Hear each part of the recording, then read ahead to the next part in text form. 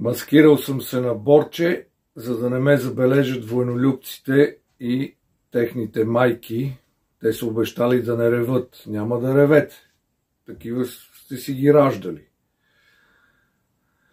По телевизията тук един образ казва, че на войника от паметника му били пълни краката с бетони и затова тежал много. Какъв бетон, бе, майна? И ти да стоиш без работа 80 години и повече и на тебе ще ти отекат краката.